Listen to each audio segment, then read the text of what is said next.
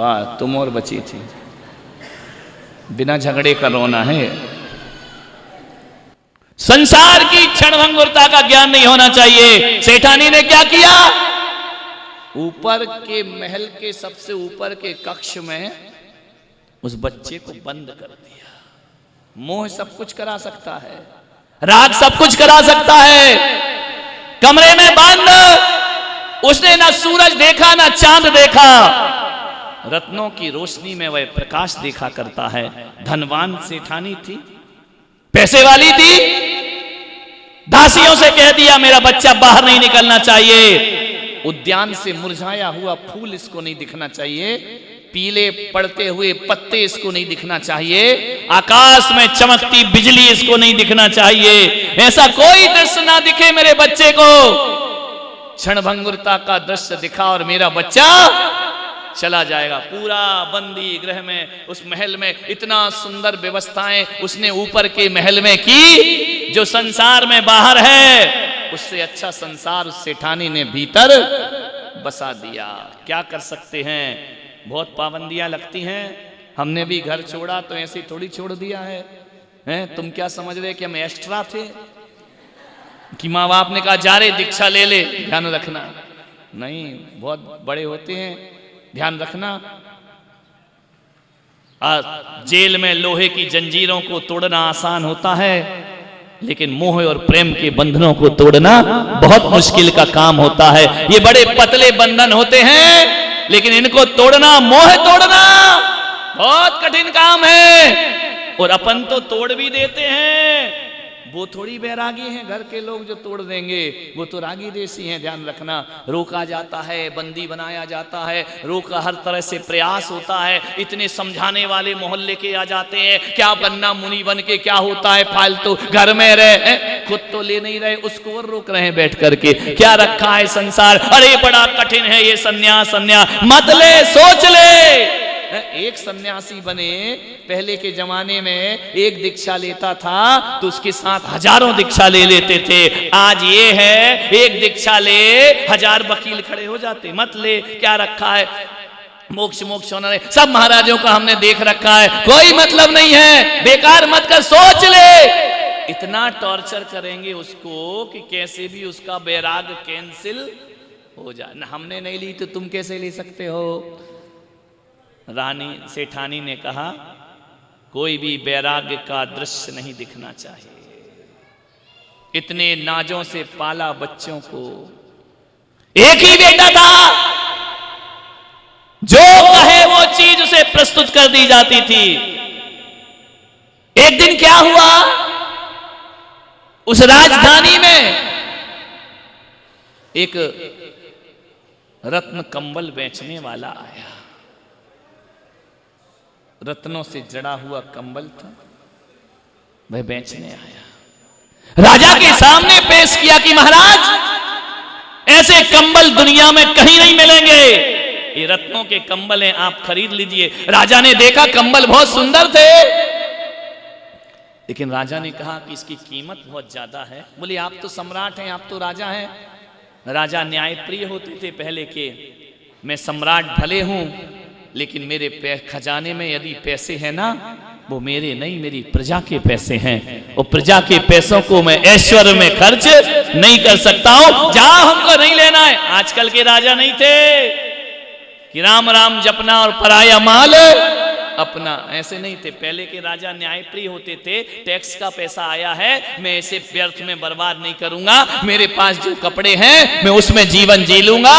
अरे जितने में रत्न कंबल खरीदूंगा उतने में एक प्रजा का, एक नागरिक के मैं घर को खुशहाल। क्या सोच थी पहले के राजाओं में, चक्रवर्तियों में, क्या सोच थी और आज क्या है, विचार करिए। राजा ने कहा हमें नहीं चाहिए ये कंबल, वापिस ले जाओ। बड़ा उदास हुआ व्यापारी, गया गांव में घूमते घूमते किसी ने कहा तेरे कंबल नहीं बिके? बोले नहीं। बोले राजा ने नहीं लिए? बोले नहीं। बोले एक काम कर, यहाँ एक नगर सेठानी है, बहुत धनपति है, वो तेरे कंबल खरीद लेगी। खरीद लेगी? व्यापारी को क्या चाहिए। गया सेठानी के पास, सेठानी बहुत सुंदर कंबल लाया हूं। सेठानी ने देखा ऐसे कंबल तुमने जिंदगी में कभी दी स्वर्ण मुद्राएं, कंबल ले लिया। कंबल ले जाकर अपने बच्चे को कहा, इस रत्न कंबल में विश्राम किया कर, इसे ओढ़ा कर। एक दिन ओढ़ा बच्चे ने, उसने कहा मां ये चुभता है, मैं ये नहीं ओढ़ सकता हूं। मां ने कहा कोई बात नहीं। कंबल उठाया, मां ने कैंची मंगाई, उस रत्न कंबल की जो करोड़ों स्वर्ण मुद्राएं में लिया था, काट करके जूतियां बना दी। ध्यान रखिए कितना धनवान घर में वह पैदा हुआ, जो राजा कंबल नहीं खरीद सका, उसकी मां ने उसे जूतियां बनाकर उसके पैरों में पहना दी। पैरों में जूतियां पहना दी रत्न कंबल की। किस्मत वही होती है जो होना है। तुम लाख दीवारें खड़ी कर लो, जिसके साथ जो होना है वो होके रहता है। मालूम है क्या हुआ? वो जूती एक दिन छत पर पड़ी थी, एक चील आई उड़ते हुए, लाल जूती मांस समझी, जूती उठाई, उड़ गई आकाश में, ले गई वह कीमती जूती उठा करके। लेकिन जब चील को पता चला कि ये तो जूती नहीं है, उड़ते उड़ते उसने जूती छोड़ दी। जैसे जूती छूटी, राजा के महल में जाकर के जूती गिरी। राजा ने देखा, रे क्या है ये इतनी सुंदर जूतियां?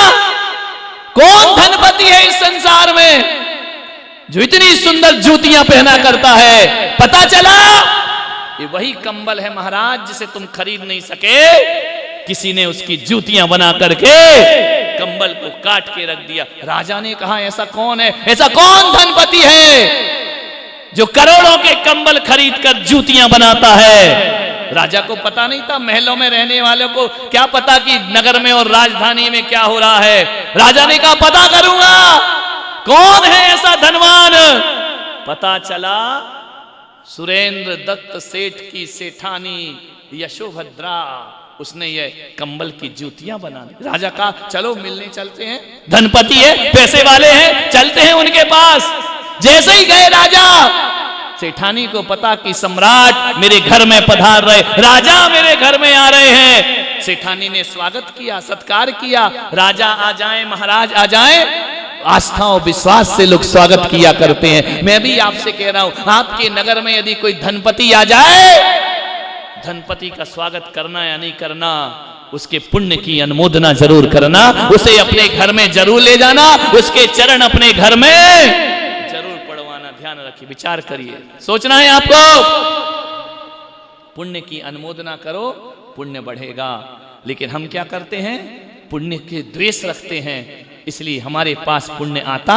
कोई धनपति है, हम उसकी बुराई करते हैं, हम उसकी निंदा करते हैं, हम उसकी टांग खिंचाई करते हैं, पाप का बंध होता है। ध्यान रखना, पुण्यात्मा बनो या ना बनो, जो पुण्यात्मा है उसकी अनुमोदना जरूर करना चाहिए। हमारे जीवन में भी पुण्य का संचय, संन्यास लो या ना लो, सन्यासी की अनुमोदना जरूर करो, उसकी तपस्या का पुण्य तुम्हारे भाग में ट्रांसफर हो जाया करता है। क्या हुआ? राजा आ रहे हैं, स्वागत किया। राजा ने कहा कि सेठानी, हमने सुना है ये जूती तुम्हारे यहां की है। सेठानी ने कहा महाराज ये आपके महल में कैसे पहुंच गई? बोले महल में कैसे पहुंच गई? एक चील आई, वह छोड़ करके चली गई। तभी महाराज में जूतियां ढूंढ रही थी कि जूती गई कहां। अच्छा किया महाराज जो मेरी जूती आपने वापिस कर दी। महाराज ने कहा सुन, ये जूतियां तूने बनाई किसके लिए हैं? क्या बोले? बोले कि फंसे। महाराज आप इसका टेंशन तनाव मत लो। राजा ने कहा सत्य बताओ, ये जूतियां कौन पहनता है? मुझे उससे मिलना है। मिलना है?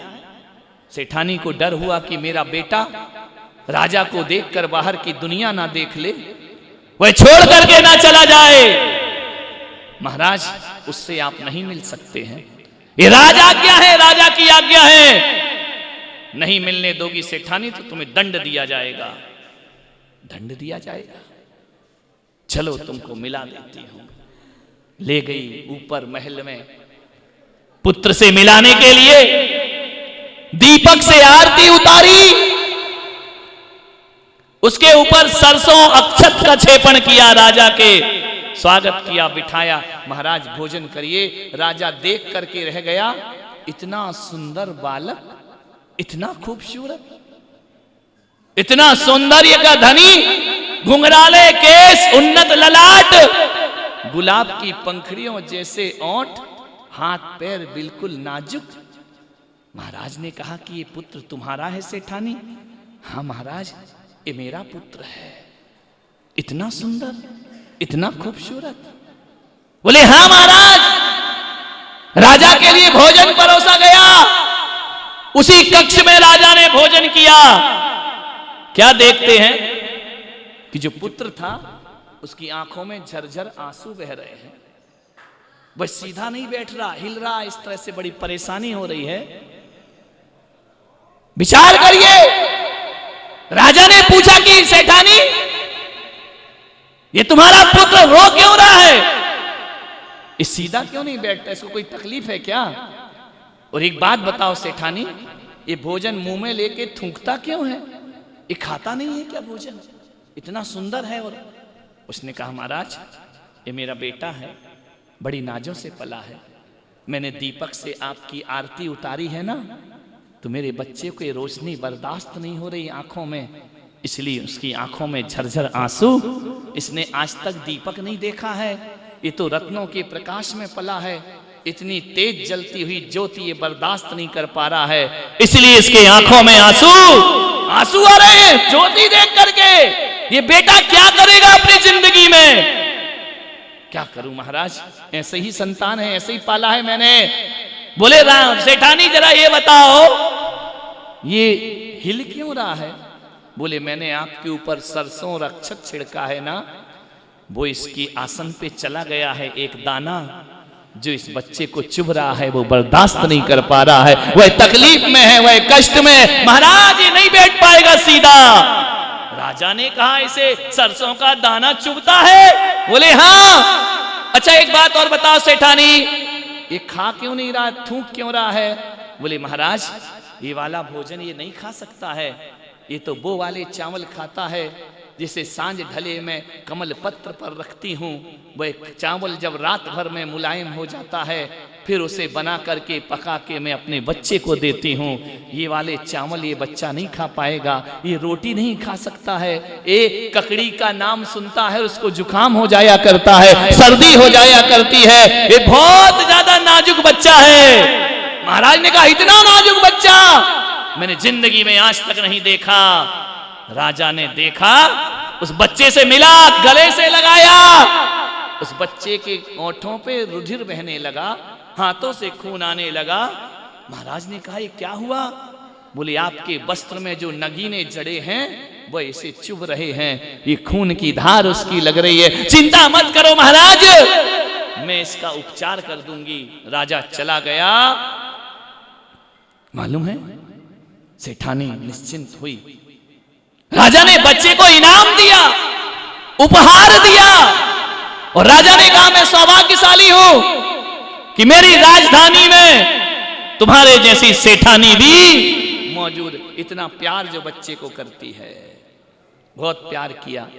एक नहीं, दो नहीं, 32 कन्याओं से उसका विवाह किया गया। कितनी? कौन कह रहा काश वो हम होते? नहीं, शादी में तो तुम होते, तुम्हारे दिमाग वहीं चलता है ना। 32 रानियों से विवाह कर दिया, एक से एक रूप लावण्य की धनी। विवाह भी महल के अंदर किया, बाहर नहीं किया, बाहर नहीं निकलने दिया उसको, बाहर नहीं जाओगे। एक दिन क्या घटना घटी, महल के बाजू में एक उद्यान था, एक मुनिराज का संग आ गया, एक साधु आए, साधु का संग आ गया। जय जयकार हो रही है, बच्चे के कान में आवाज पड़ी, बाहर कुछ शोर है। बच्चे ने दासी से कहा झरोखे की तरफ ले चलो मुझे, बाहर क्या होता है? बोले नहीं राजकुमार, तुम झरोखे में मत जाओ, हमारी जिंदगी दांव पे लगी है तुम पर। दासियों ने पकड़ लिया, लेकिन उसने कहा नहीं, आज तो मैं देखूंगा कि बाहर क्या हुआ करता है। हाथ छुड़ाकर दौड़ा दौड़ा भागा छत पर, क्या देखता है कि बाजू में मुनि महाराज बैठे हुए हैं। पहली बार सूरज का प्रकाश देखा, पहली बार उसने वृक्ष देखे, पहली बार बाहर की दुनिया देखी। दासी से पूछा ये कौन है? दासी ने कहा अंदर चलो। सेठानी आ गई, दासियों से कहा कि तुम पर पाबंदी थी, बच्चा बाहर कैसे आया? मां देखो ये कौन बैठे हैं। कौन थे मालूम है? ये उसके वही पिता थे जो उसे छोड़ करके दिगंबर मुनि बन जाया करते हैं। सेठानी ने कहा चलो ये पागल है, पागल। मोह सब कुछ कहलाता है, ये पागल हो गए हैं, बिना कपड़े के घूमते हैं, तू अंदर चल। ये क्यों हो गया मां पागल? बोले तू अंदर चल। घसीट करके उसे अंदर ले गई और अपने दूतों को आदेश दिया कि जाओ जंगल से उसे बाहर फिकवाओ, जो मुनि बन करके बैठा है इस इलाके में वह दिखना नहीं चाहिए। उन्होंने कहा कि चलो उठो, संत कहां जाने वाले। दुर्भाग्य था उस सेठानी का कि सौभाग्य था, वो आखिरी दिन था, चातुर्मास शुरू हो रहा था। मुनि ने कहा, सेठानी रोते रोते गई, तुम चले गए तो चले गए, मेरे बच्चे को बचने दो, तुम यहां से चले जाओ। सेठानी हम तो यहां से नहीं जा सकते हैं,